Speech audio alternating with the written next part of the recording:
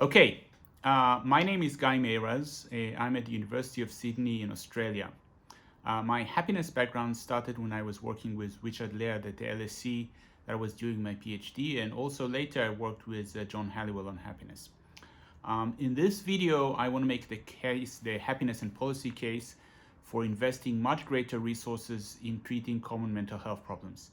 In particular, this would mean providing free or near free cognitive behavioral therapy and other evidence-based psychological therapies, and also drugs and other psychiatric treatments to people who suffer from these conditions. This is not a new idea. Richard Laird was making this case in the UK over 10 years ago when I was working with him at LSE. And this remains a big problem. There has been some progress in the UK, but not enough, and very little in most other countries. What I mean by common mental health problems are problems like depression, anxiety, OCD, phobias, and panic disorders. So for example, a person may have social anxiety and they barely leave their home.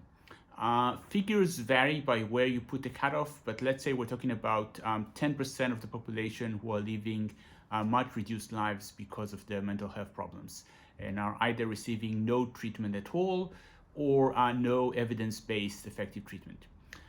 Okay, so let's start with the happiness case for doing something about this. So the happiness case is basically that these people are miserable. If you think in terms of this kind of 0 to 10 happiness scale, these people may be reporting happiness below 5, maybe even, let's say, 2 to 3. So 2 to 3 on a 0 to 10 scale. So if we could possibly bring them up to the average level of happiness in the population, we would be making a dramatic improvement in their happiness. Even if we can bring them just to 6, which is well below the average happiness, if you go up from 2 or 3 to 6, that's a very big difference. So the case for that is that focusing on the miserable is a particularly effective way of increasing the average happiness in the population because you're making a big change. And the other case is there's a moral case to focus on the miserable first. And only later, after you've eliminated or largely eliminated misery as much as possible, only then go on to focus on people who are already quite happy but could potentially be made happier. There's also a political case. So many people feel that increasing happiness, so that's the case that Danny Kahneman has famously made, that many people feel that increasing happiness is a private matter that the state should not be involved in, but are much more open to get a state involved in reducing misery and ensuring that everyone has the capability to be a full member of the community. There's also an economic case. So we wrote, I mean Richard Laird and some other people and myself, wrote a paper where we argued that treating common mental health problems would pay for itself as workers who recover from common mental health problems become more productive, and people who are currently prevented from joining the labor force because of their mental health problems are able to work. This is a case that can potentially appeal to both progressives and conservatives because you're making people more independent and able to contribute to the economy. It's also particularly relevant to this particular political moment where there is increasing belief by economists and politicians that developed countries have been operating well below capacity for many years.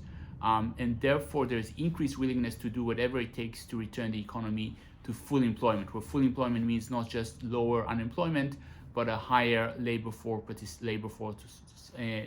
participation, which would require, among other things, to bring as many as possible of these people who suffer from common mental health problems back into the labor force. Also, money is here. So even though we believe that this policy would pay for itself, it's undeniable that it requires upfront spending before you see the payoff. This is often a difficult political sale, even for investments that pay for themselves. But in this current world, where we have negative real interest rates, there is much greater political willingness than we've seen for decades to consider policies that increasing spending in the short run and pay for themselves in the longer run for making investments of this type. So the timing is really good for this. So in summary, common mental health problems are a major and largely preventable source of misery. Doing more to solve them would have a big impact on happiness, and that impact would be focused on some of the least happy people in society. The policy also makes sense on pure economic grounds, it has the potential to attract a lot of political support, even from some conservatively minded politicians. And it's really particularly suitable to this moment where there is a focus on returning to full employment and an unusual political willingness to invest money in civilian projects. All right, thank you.